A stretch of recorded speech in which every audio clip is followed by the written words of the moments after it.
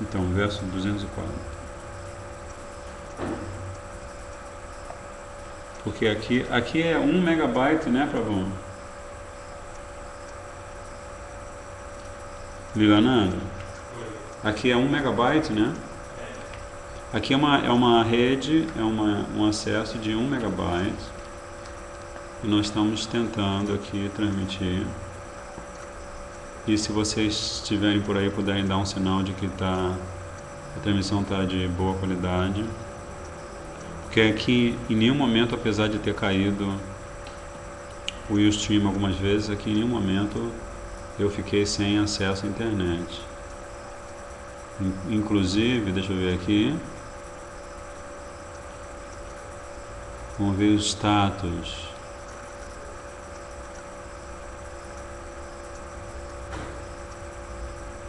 Aqui está dizendo que a conectividade IPv6 não está com acesso à internet. Só a conectividade IPv4, Lilananda, é assim mesmo, né? A conectividade IPv4 está na internet, mas a IPv6 não está. No problem, né? Tá. Então, já que vocês que estão assistindo não estão reclamando mais, eu vou começar a leitura do belíssimo Brihad Bhagavatamrita, verso 204. E se vocês puderem dar um ok pelo Skype, eu ficaria muito grato à sua atenção. Sakarma Jnana Vairagya Pekshakasya Nasidhyati Param Shri Krishna Kripaya Tan Matra Pekshakasya Hi. Vejamos. Okidoki, né? Okidoki total. Então acho que o problema não é daqui não. O problema deve ser seu aí. Mas enfim, vamos lá. Sakarma Jnana Vairagya Pekshakasya Nasidhyati Param Shri Krishna Kripaya Tan Matra Pekshakasya Hi. Então aqui os Bhakti Shastras personificados estão dizendo Bhakti de Arati.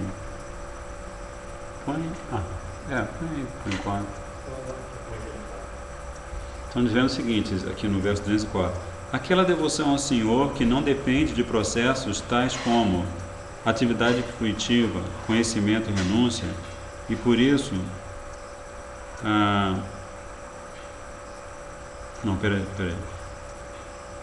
essa devoção ao Senhor, ou seja, a devoção pura, não depende de processos tais como atividade fruitiva, conhecimento e renúncia, e por isso quem deseja essas coisas não pode aperfeiçoar a sua bhakti. Apenas aqueles que desejam exclusivamente o serviço amoroso a Shri Krishna obtêm bhakti com base na misericórdia do Senhor. Então acho que a gente já leu esse verso, mas a gente não leu o comentário, né? Que é um comentário bem suculento de Srila Sanatana Goswami Pad e Srila Gurudev. Então aqui Gopa Kumar, primeira pergunta. Como é que se faz para obter bhakti? E os Bhakti Shastras personificados respondem: aqueles que desejam karma, atividade fruitiva, jnana, conhecimento, vairagya, renúncia, etc., jamais poderão conquistar bhakti. Neste caso, karma indica atividades tais como o cumprimento dos próprios princípios religiosos ou dos deveres ocupacionais prescritos. Dharma, saúde. Aqui nessa sala, vocês devem estar tendo uma experiência sonora interessante do outro lado, porque essa sala tem um eco muito legal. Jnana indica a capacidade de perceber a verdade da alma, Atma, e aquilo que não é espírito. Então isso é Jnana, verdadeiro conhecimento. Saúde. O verdadeiro conhecimento é você saber a diferença entre o corpo e a alma. Vairagya se refere a não ter desejos de desfrutar dos objetos dos sentidos. Apenas aqueles que abandonam todos esses desejos e desejam exclusivamente serviço devocional puro ou serviço amoroso puro a Shri Krishna conquistam aquela bhakti ou essa bhakti por conta da misericórdia do Senhor. Gopakumar poderá então perguntar. Então ele primeiro fez uma pergunta para saber como é que se faz para obter Bhakti. E a segunda pergunta que ele faz é: uma vez que a própria natureza de Shri Krishna é de ser sumamente misericordioso, por que a devoção de todas as pessoas não é aperfeiçoada pela misericórdia dele? Já que ele é tão misericordioso assim, por que ele já não dá uma força e por sua misericórdia permite que a Bhakti de todos seja aperfeiçoada, alcance a perfeição? Aí os Bhakti Shastras respondem: embora Shri Krishna seja tão misericordioso, ele não dá o fruto de Bhakti a todo mundo. Aqueles que são particularmente qualificados abandonam os processos relacionados a karma e jnana, bem como aos resultados desses processos. Qual é o resultado de karma? Planetas celestiais, né? Ou nascer numa forma humana mais rica, mais saudável, assim por diante. E qual é o fruto de jnana? Mukti, né? Então eles não apenas abandonam os processos relacionados a karma e jnana, mas também os resultados desses processos, tais como a conquista do céu e a liberação. Eles oram apenas pedindo devoção amorosa pura. E sem dúvida, Shri Krishna lhes dá a dádiva do serviço a ele próprio. Como o próprio Senhor Brahma fala, verso muito importante: Tatenu kampam susamikshamano bhunjana evatma kritam vipakam vidvagvapubir vidadham namaste diveta yomukti padesadaya bhak. Conhece esse? Tatenu kampam? Gurudeva diz que a gente deve conhecer esse verso, porque esse verso fala o seguinte: aqueles que, conhecendo bem o poder de sua misericórdia, ó Krishna, avidamente aguardam essa misericórdia, esperam por ela, enquanto, ao mesmo tempo, experimentam os resultados de atividades que eles próprios realizaram no passado e, além disso, vivem de tal maneira que, com o corpo, a mente e as palavras, constantemente prestam reverências a seus pés de lótus. Só eles, só essas pessoas são qualificadas para alcançar Divetas e o Muktipade Sadaibhak. Só eles são qualificados para alcançar a verdadeira liberação. Então, por um lado, eles têm plena consciência da misericórdia de Krishna. E por outro, eles assumem a responsabilidade sobre tudo que eles experimentam como resultado das reações ao que eles fizeram no passado. E ao mesmo tempo, vivem de tal maneira que estão sempre prestando reverência aos pés de lótus de Krishna com o corpo, a mente e as palavras. Certo? Isso significa, agora os Bhakti Shastras, né, eles estão falando aqui, Gopakumar está lá no sistema planetário superior dentro do universo, e ele conversa com vários textos sagrados personificados. Mas aí finalmente ele encontra os Bhakti Shastras, que são considerados a manifestação pura do conhecimento transcendental, né? Então eles estão personificados nesse lugar chamado Satyaloka.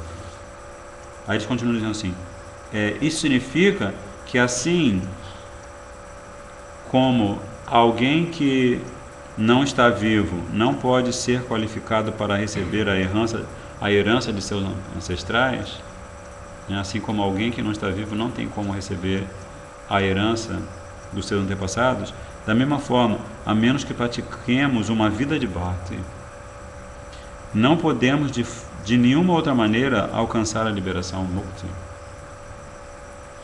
Neste caso, mukti indica a opulência da bem-aventurança máxima. O pada, ou o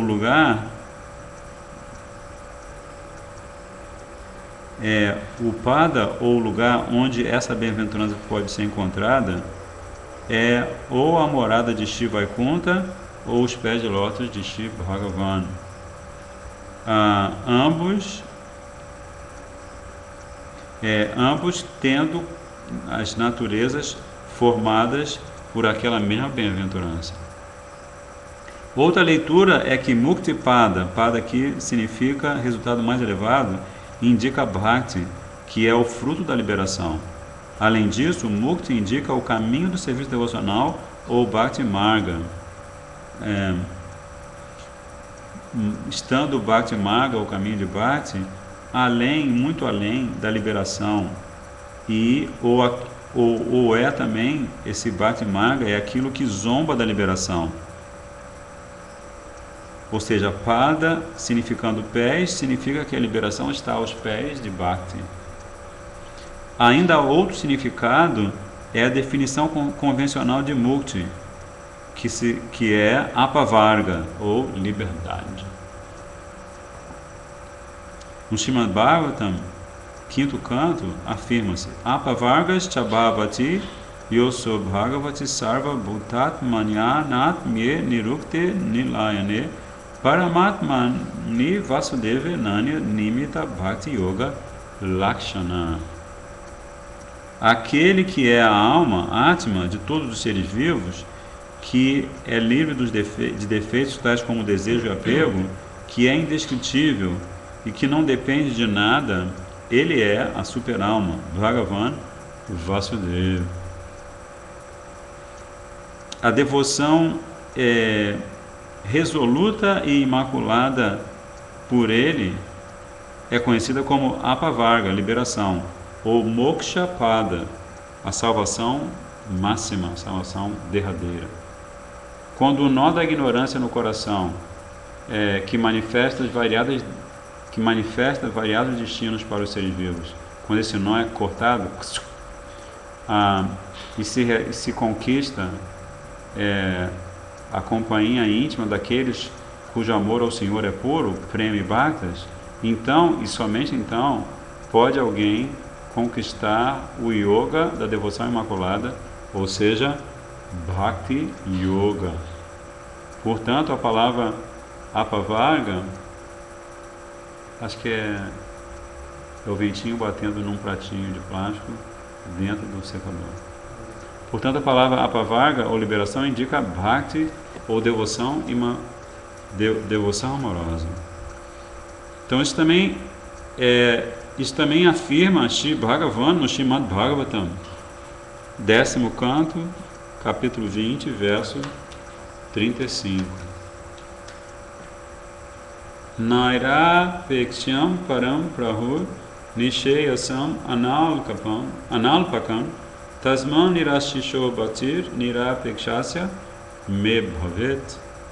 Neste verso, a palavra param significa exclusivo, ou a meta máxima, e nairapeksham significa estando desprovido de qualquer desejo de desfrutar dos objetos dos sentidos.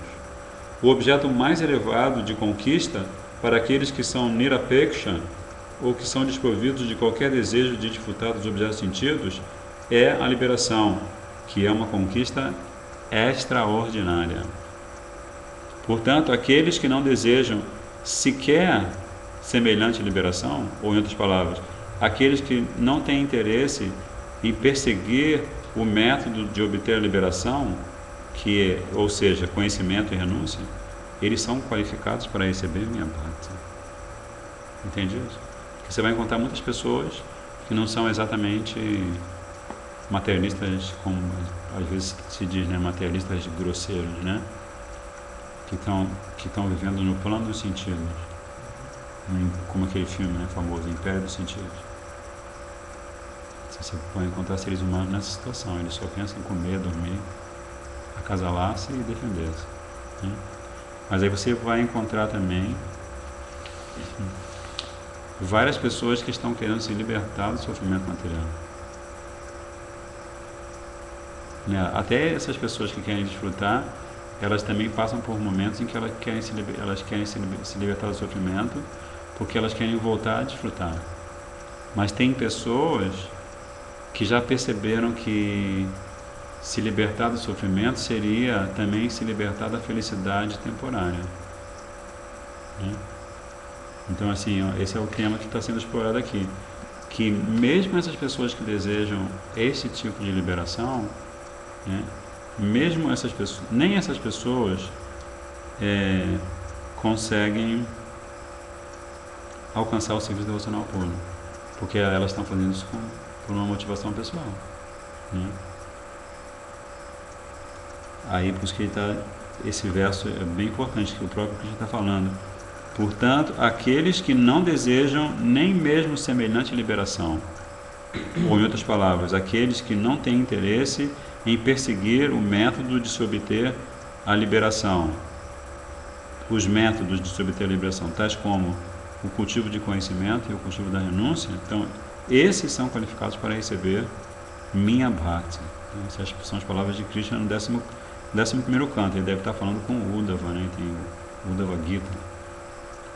Aí depois no Vishnu Purana, Urva Muni fala para Maharaj Sagara. Ele fala assim: Vanashamacharavata Purushena Parapumam Vishnu Raradhyate Pantha Nanyatatosha Karanam.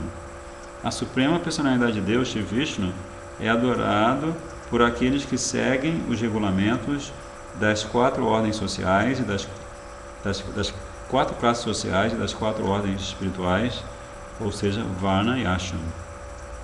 Então ele é adorado por essas pessoas. De fato, sem se cumprir com o sistema Varnashram, não há maneira de satisfazer Shri Vishnu. Então, na verdade, esse foi o primeiro verso que Ramananda Roy falou para Chaitanya Mahaprabhu na conversa que ele teve com o Mahaprabhu, né? O Mahaprabhu perguntou assim: me diga qual é a meta da vida e o processo para se alcançar a meta. Aí a primeira meta que ele falou seria essa, que você vai seguir perfeitamente o seu Varna e o seu Ashram, e assim, só dessa maneira você vai satisfazer esse Vishnu.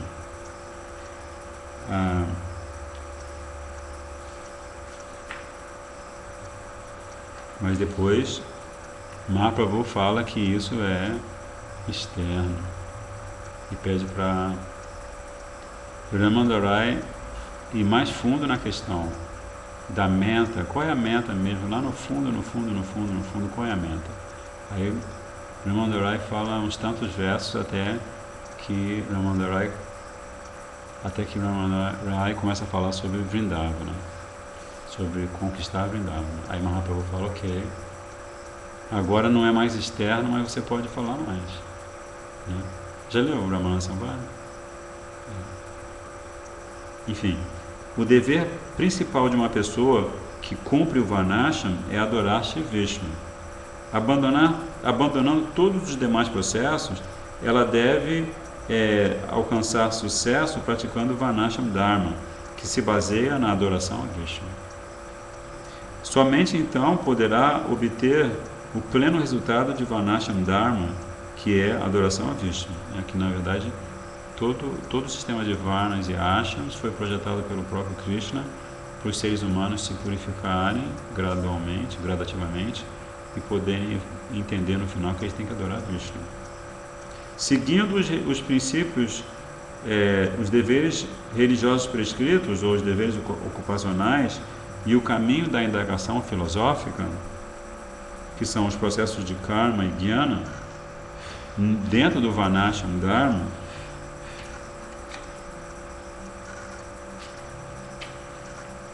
de maneira que exclua a adoração a Shri Vishnu.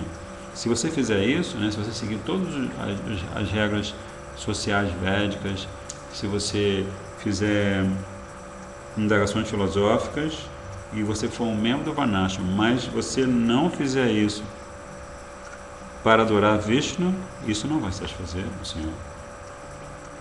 De fato, o fruto ou a consequência desejada do Varnashram Dharma é apenas a adoração a Shri Vishnu.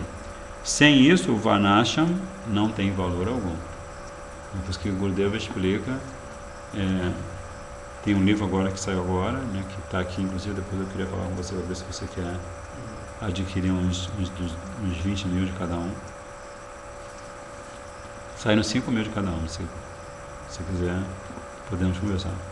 Mas num desses livros, o Gurudeva está falando que existem 3 tipos de Varnashram, 3 tipos de sistema social no planeta, né? Ou no universo inteiro.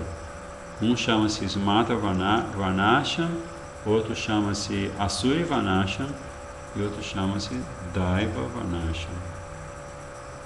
Então, o Smata Varnasham é aquele pelo qual você está numa determinada classe social por direito de nascença. É direito de nascimento que você fala é do ponto de vista legal ou direito de nascença? Direito de nascimento, né? Então, se você nasce numa família de intelectuais, você é um intelectual. Se você nasce numa família de guerreiros, você é um guerreiro. Se você nasce numa família de comerciantes, você é um comerciante. Se você nasce numa família de shudra, você é um shudra. E não tem como você se mover dentro desse sistema social, você tem que ficar ali, né?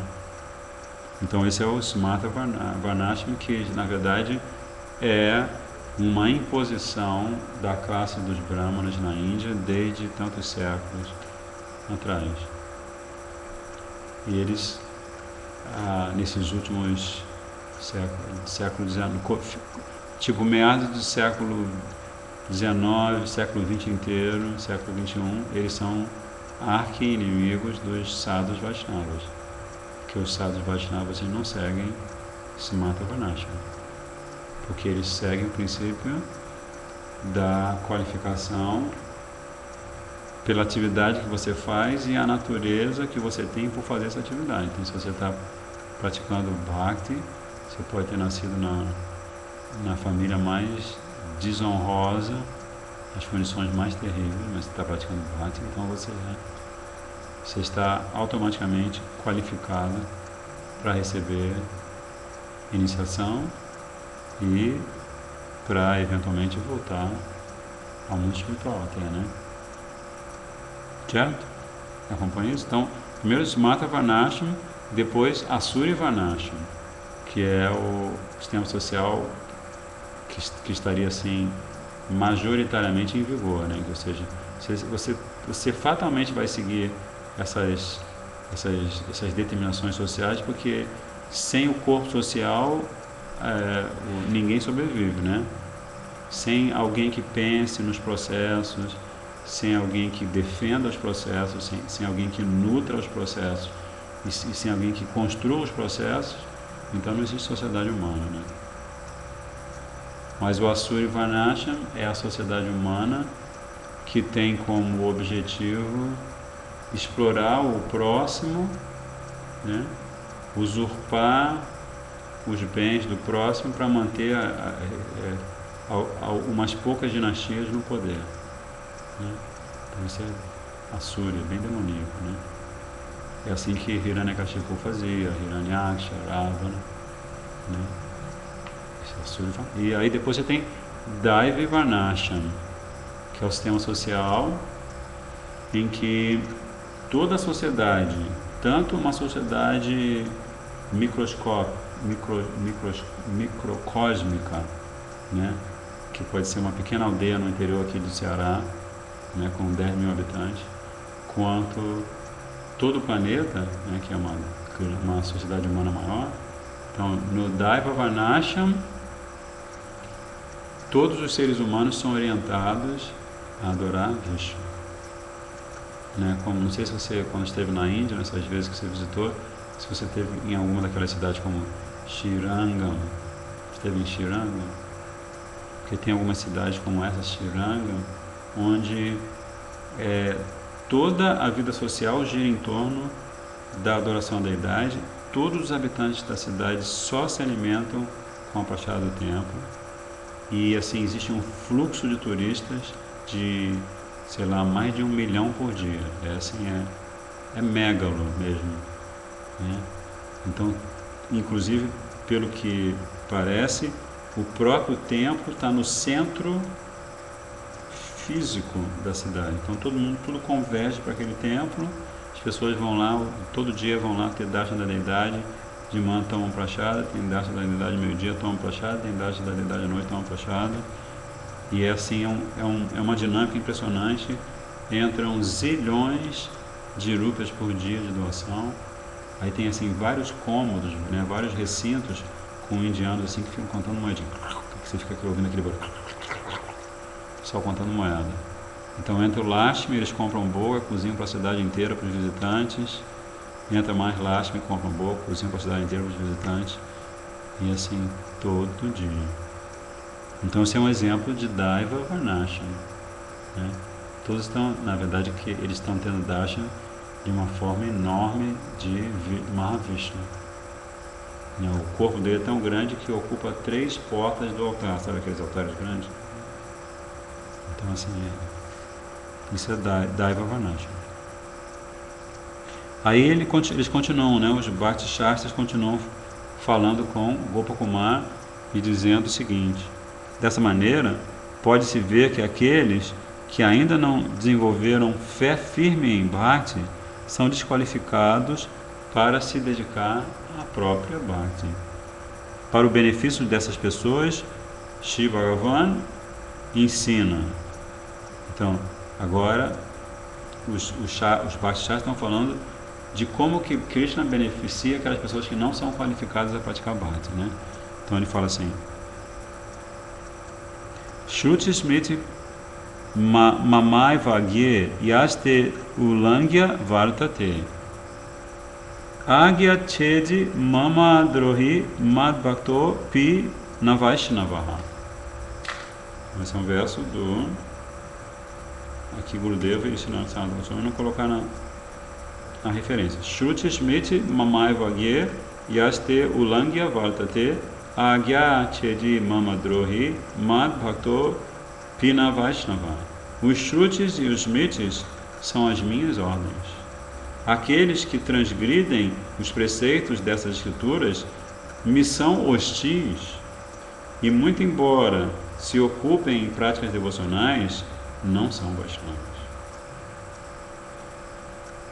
O significado desta afirmação do Senhor é que, para ajudar aquelas pessoas devotadas ao sistema Varnashram a entrar no caminho de Bhakti, ele, em diversas passagens, dá instruções com relação às etapas iniciais de Bhakti, Gunibhuta Bhakti, que significa Bhakti que é predominada pelos 3 gunas, pelos modos da natureza. Deste modo, no estágio inicial, o Senhor aconselha que não abandonemos por completo os deveres prescritos do sistema Varnashram, né? Como acontece muito, às vezes, um devoto ou uma devota ficam muito animados por conhecerem Gurudeva e começarem a praticar Bhakti, chutam o balde completo, deixam de estudar, de trabalhar, deixam família, né? Mas Krishna está dizendo que isso não é aconselhável. Pode ser, também se pode compreender que o Senhor estabelece essas emendas, né, essas regras, para a proteção do caminho védico conhecido como Pravriti Marga. Você tem Nivriti Marga e Pravriti Marga, né? Então, Pravriti Marga é o caminho do desenvolvimento material regulado e do prazer sensorial regulado. Por outro lado, já que é necessário ter fé para se praticar Bhakti, deve-se entender que semelhantes instruções são para aqueles que não têm fé. Então, assim, interessante observar que você lê os Shastras, mas se você não tem a orientação de Gurudeva, você pode perder o fio da meada, né? Você vai ler um verso, não, você está falando uma coisa aqui, né? Eu posso seguir o caminho de Pravriti Marga. Não é isso que Krishna está falando. Krishna está falando, se você não tem fé, aí você deve seguir o caminho de Pravriti Marga. Mas se você tem fé, você deve seguir o caminho de Nivriti Marga. Nivriti Marga é o caminho em que você renuncia ao seu envolvimento com o mundo material, aos pouquinhos, até que você realmente alcança a devoção, né? Sabe-se muito bem que a abrangência de karma é limitada. Por isso, se aqueles que estiverem dedicados a Bhakti abandonarem os deveres religiosos prescritos e outras atividades que constituem karma, eles não deverão ser considerados caídos. É como Gurudeva, ele deixou a família, uma bela esposa e belas filhas, aos 23 anos, não foi? Ou 27, não me lembro, foi.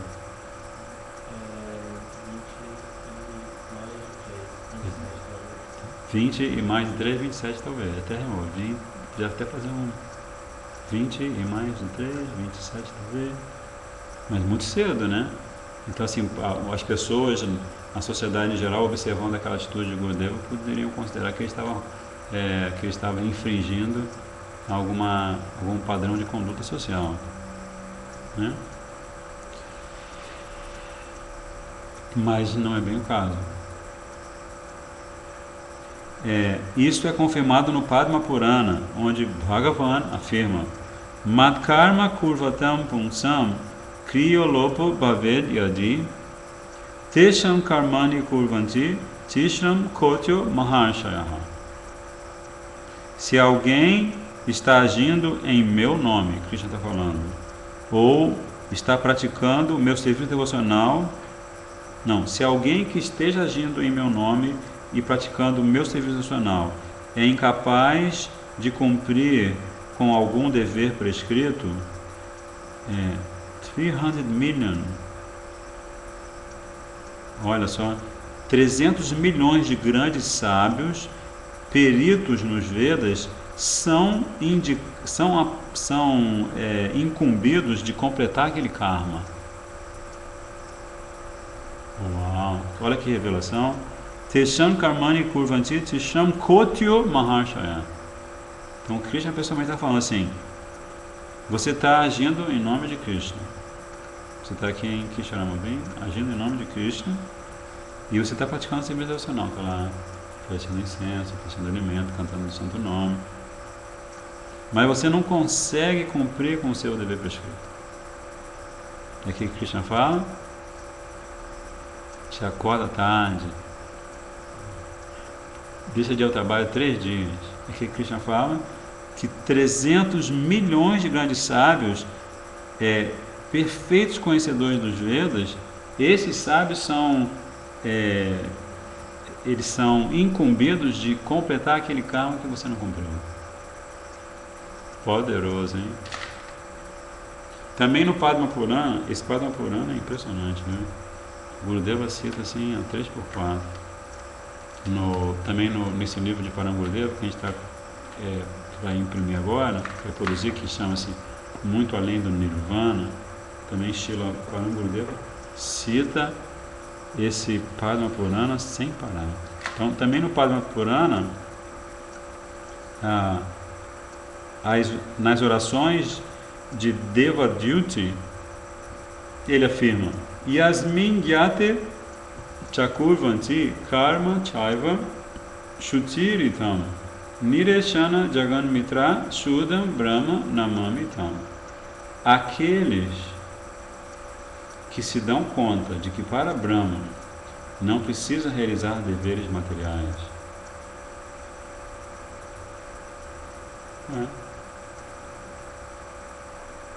Puseram um ponto aqui.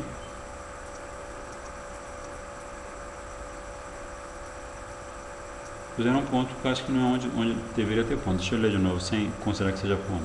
Aqueles que compreendem que para Brahma não precisa realizar deveres materiais, abandonando todos os desejos e mantendo o humor de amizade para com todos os seres vivos deste mundo, eles adoram o Senhor, essas pessoas. Presto reverências a esse Brahman Supremo. Se este é o resultado de se compreender Krishna para Brahma, o que se pode dizer de se refugiar nele e prestar serviço a ele? Tá. Então, assim, um resultado é o resultado de você simplesmente compreender, né? Compreender que ele não precisa praticar deveres materiais. Mas imagina qual será o resultado, então, de se refugiar nele e prestar-lhe serviço. Aí também Krishna no Bhagavatam, 11º canto, diz: Tavat karmani kurvita na nirvedyeta yavata Matkata Shravanado Va Shraddha Yavan Najayate. Até que se desenvolva realmente desapego no coração,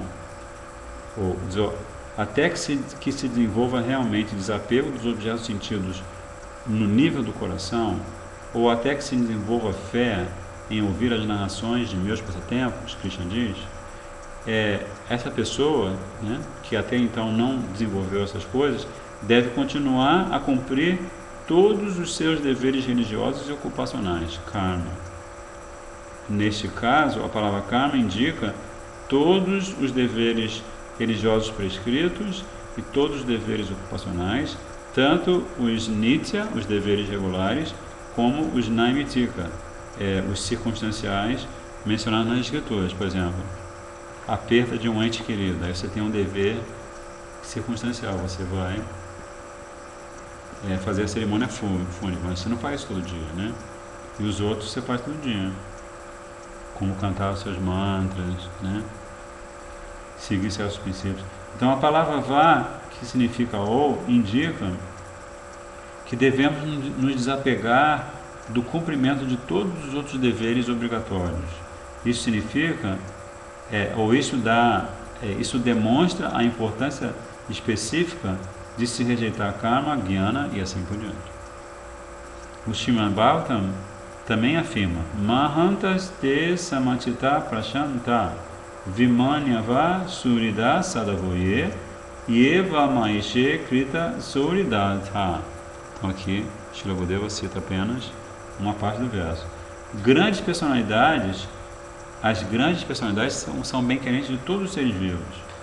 Elas são pacíficas e livres da raiva, sua conduta é virtuosa e elas encaram a todos com a mesma visão, uma visão equânime, aliás. Aqueles que me amam como o Senhor Supremo e que entendem que eu sou a meta final da vida humana, eles são de verdade grandes sábios. O significado da palavra Shraddha no contexto acima é fé. No Srimad Bhagavatam, novamente 11º canto, Krishna diz: Namai ekanta bhaktanam guna doshodbhava gunaha sadhunam samachitanam buddhe param upeyusham. Tentei ligar ali. Você está vendo o que dá não ter conhecimento? Sem conhecimento não existe o caminho, né?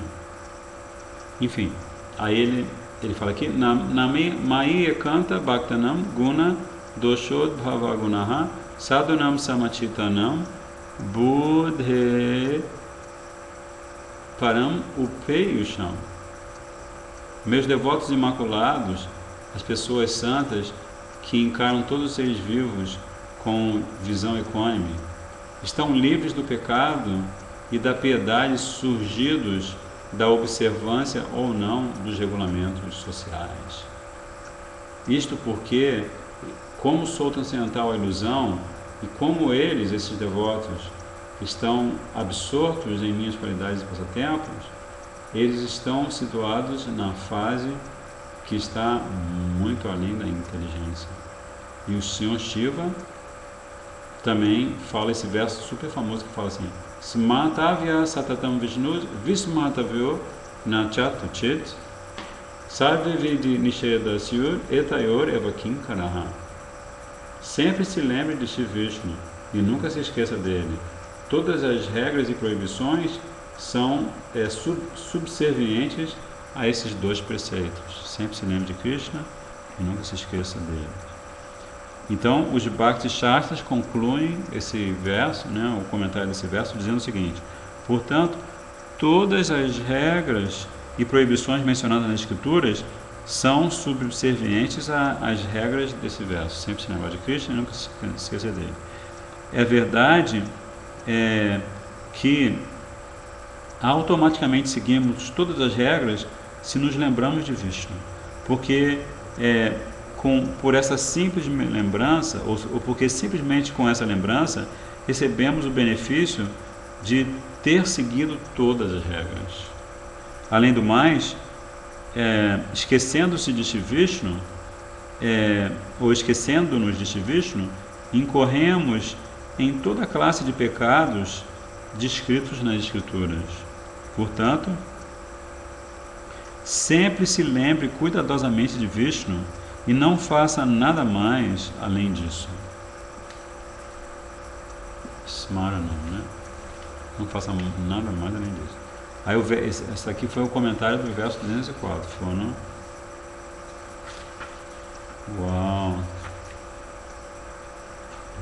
3, 4... 6 páginas.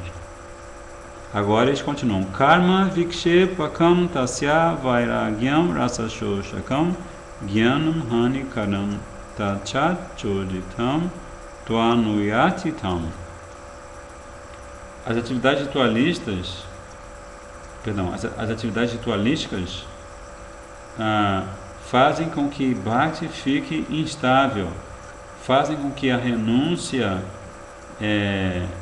seque o néctar de Bhakti e o conhecimento especulativo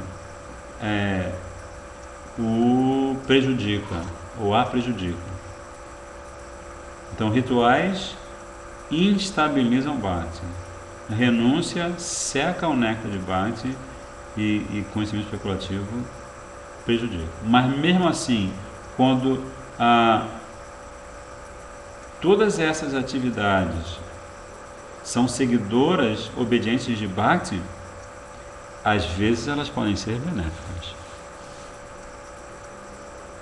Aí um outro comentário longo, em que Gurudeva Srila Sanatana Goswami fala: portanto, as atividades ritualísticas praticadas em troca de ganho fruitivo, karma, o conhecimento especulativo, jnana, e a renúncia, vairagya, que se opõem a Bhakti, devem ser inteiramente abandonadas por quem seja praticante do serviço devocional ao Senhor.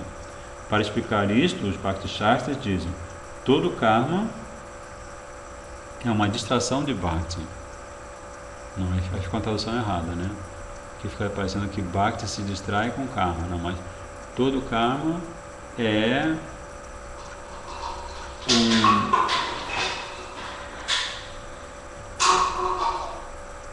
todo karma é, como é que se diria? Uma forma de tirar a atenção da pessoa do caminho de Bhakti. Essa aí, de desviar a atenção, né? Onde estamos? Quando nossa mente fica perturbada pelas centenas de detalhes que envolvem os deveres religiosos prescritos e os deveres ocupacionais prescritos, sendo essas regras todas prescritas na Escritura, a nossa devoção ao Senhor fica diminuída. Se você quiser, por favor, tem um sub ali, você pode tentar.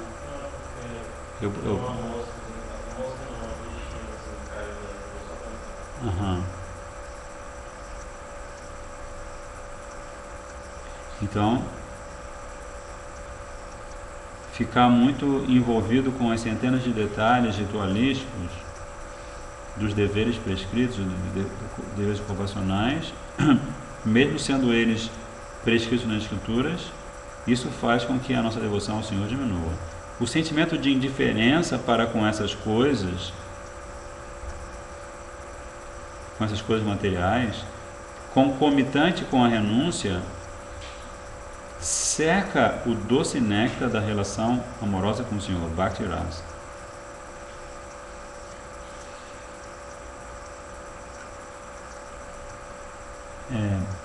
Ele murcha o nosso apego em relação a Bhakti e, em última análise, faz com que desenvolvamos a falha, o erro da indiferença em relação a servir ao Senhor. Por isso, é inapropriado combinar Bhakti com Karma, Vairagya e as outras práticas que se opõem a Bhakti. Bhagavatam, Srimad Bhagavatam afirma: Bhakti Paresh Anubhavo Virakti. Esse verso é muito interessante também. Bhakti paresha anubhavo viraktir anyatra chaisa trika eka kalaha. Prapadya manasya yatashnatasius tusti pusti kshud apayo nuskasam. Assim como uma pessoa que esteja comendo experimenta satisfação, nutrição e alívio da fome a cada mordida que ela dá, então ela experimenta 3 coisas, ela experimenta, né? Se ela está morrendo de fome, mas agora ela está comendo, antes ela estava com fome, agora está comendo, então ela vai ter 3 experiências simultâneas, que vão ser satisfação, né, porque está se alimentando, nutrição, o corpo dela está se fortalecendo, e alívio da fome. Da mesma forma, o devoto do Senhor experimenta 3 coisas simultaneamente, se ele está praticando Bhakti. Ele experimenta devoção, ele tem uma experiência direta da forma amorosa de Bhagavan, e ele, ao mesmo tempo, ele tem desapego de todos os demais objetos. Então, quando a pessoa come, ela tem satisfação, alívio da fome e nutrição do corpo, né? Então, da mesma forma, o devoto, ele tem devoção, tem uma experiência direta da forma amorosa de Bhagavan, e ele tem desapego dos outros objetos. Bem interessante esse exemplo, né? Esse verso é impressionantésimo. Eu sempre quis decorar esse verso, uma das grandes frustrações da minha vida. Mas vale a pena, né? Porque aqui está, assim, descrito de uma forma tão analogicamente perfeita, né? Só se lembrar da sua, quando você está com fome. 3 resultados. Se você está com fome, de repente você vai ali no fogão, esquenta e come aquele subde, que tem requeijão e tudo, que é para cá para nós, né? Então, você vai experimentar satisfação, porque você está sentindo o gosto, né? Da mesma forma, serviço devocional. Serviço devocional seria, as 3 coisas relativas ao serviço devocional seriam: a satisfação seria equiparável à devoção, porque você está servindo a Krishna não por uma mera racionalização, não por um mero exercício intelectual. Você está praticando devoção a Krishna porque você está sentindo um gosto por isso, né? E você está também experimentando diretamente a forma amorosa de Bhagavan. Você está tendo visões da forma transcendental de Bhagavan, né? Então você tem Bhakti, devoção, você tem a percepção da forma, o objeto de Bhakti, que é Krishna, e o desapego dos outros objetos. Da mesma forma que você se alivia, fica aliviado quando mata a fome, né? O Maharaj uma vez estava dando uma aula, o Padre Maharaj falou isso, hein? O que seria liberação? Como é que você pode entender liberação estando num corpo físico? A liberação é aquilo que você sente depois que você se alimentou. Depois que você se alimenta, até assim, você pode estar até passando por certos problemas, pode estar tendo alguma aflição, alguma ansiedade, mas só por se alimentar, aquelas coisas elas ficam amenizadas, né?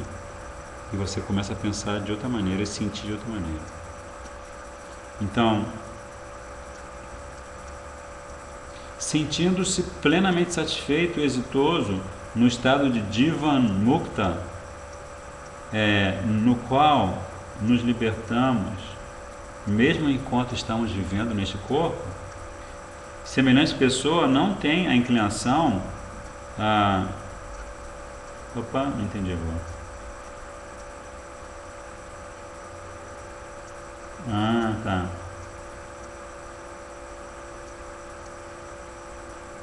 Ah, não, eu estou lendo pela metade, desculpa. Da mesma maneira, a busca de conhecimento é nociva porque enfraquece a nossa disposição a praticar devoção. Ao perceber a verdade divina sobre a alma, Atma Tattva, nós nos tornamos como os Gyanis, aqueles cuja meta é o conhecimento transcendental. Então, primeira coisa, quando você percebe que existe uma diferença entre o corpo e a alma, né? Aí você tem a experiência do Jnana, que você está querendo adquirir conhecimento transcendental. Aí depois, sentindo-se completamente satisfeito e exitoso no estado de Jivan Mukta, o que é o estado da liberação, estado esse em que a pessoa está liberada mesmo ainda viva nesse corpo de sofrimento, semelhante pessoa não sente inclinação a praticar serviço devocional. Então no Srimad Bhagavatam, Krishna diz: Tasman mabhakti yuktasya yoginam vai madatmanaha na jnanam na cha vairagyam prayasheyo bhavediha yat karma bi yatapasa jnanam vairagyatas chayat yogena dana dharmena sheyobir itarai api sarvan mad bhakti yogena mad bhakto labate njasa sargvapa vargan mad dhamma katanchit yadi vanchati. Porque Bhakti e apenas Bhakti é a meta máxima da vida humana, tradução, né? Os meus devotos se dedicam a mim e vivem absortos contemplando-me. Por isso, a busca do conhecimento e da renúncia, em geral, não são benéficas para os meus devotos.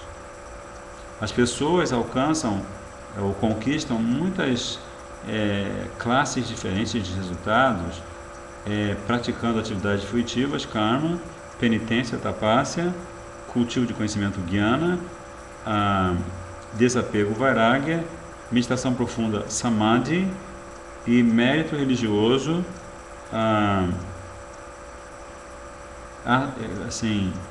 mérito religioso decorrente de se fazer caridade, dana, e todas as espécies de outras atividades benéficas. Contudo, os meus devotos, sem esforço algum, alcançam todos esses resultados praticando Bhakti e nada mais que Bhakti. Se eles quiserem, podem inclusive alcançar o céu, a liberação ou a residência em minha morada. Você vai encontrar casos como os Vaikuntha Vasas, né? Eles são transcendentes, mas eles têm realmente um desejo. Eles querem, né? Eles querem aquelas... o primeiro tipo de liberação eles não querem, né? Que é o Sayuja Mukti, né? Que é a liberação que faz com que eles se fundam no Brahman, na forma pessoal de Krishna, né? Mas Sarupya, Sarti, Samipya e Salokya, eles vão querer, né? Sarupya, eles querem ter a mesma forma que Krishna. Então no mundo, em Vaikuntha, eles têm 4 braços como Narayana, né? Salokya, eles querem morar no mesmo planeta que Vishnu, e eles são moradores, né, de Vaikuntha. A terceira, eles querem a mesma opulência de Vishnu, Sasti. E quarta liberação, eles querem ter a mesma atitude, a mesma disposição, os mesmos sentimentos que ele. Então essas são as 4 liberations, né? Então, por esses exemplos, pode-se entender que o conhecimento e a renúncia, em geral, não são benéficos. Já li isso? Nessas afirmações de Bhagavan, a palavra prayaha, que significa em geral ou na maioria dos casos, indica que às vezes a renúncia, o conhecimento e a prática de deveres prescritos pode ser útil até certo ponto. E quando isso acontece?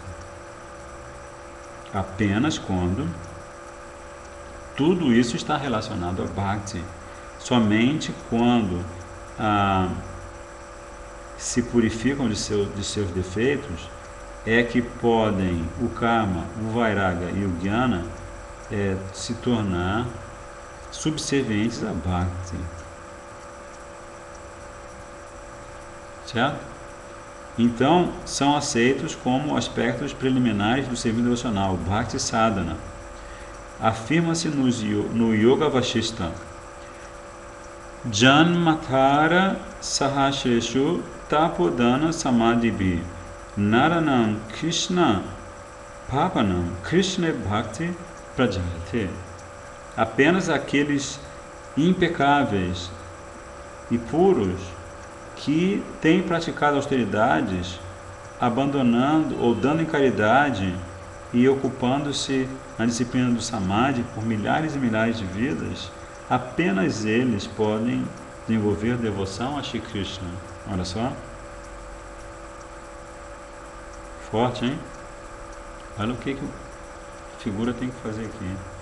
Tem que ser impecável, tem que ser puro e já terá praticado todas as austeridades, dando em caridade, fazendo caridade e ocupando-se na disciplina do Samadhi por milhares e milhares de vidas. Só ele pode desenvolver a devoção a Shri Krishna. O princípio que jaz, ou o princípio subjacente aqui, é que as atividades daqueles que as praticam apenas para o prazer do Senhor Supremo, sem desejarem desfrutar dos resultados, mas aceitando apenas aquilo que lhe foi oferecido a Krishna, eles são conhecidos como Shodhita Karma. Essas atividades, né? Shodhita Karma, ou seja, são atividades purificadas. A renúncia é purificada quando alguém abandona, inclusive, o desejo da liberação e se torna subserviente ao desejo de servir ao Senhor. Então, isso é a renúncia. Como é que você purifica a renúncia? Quando você deixa de lado, inclusive, o desejo da liberação e se torna subserviente ao desejo de servir ao Senhor. O conhecimento, como é que é purificado?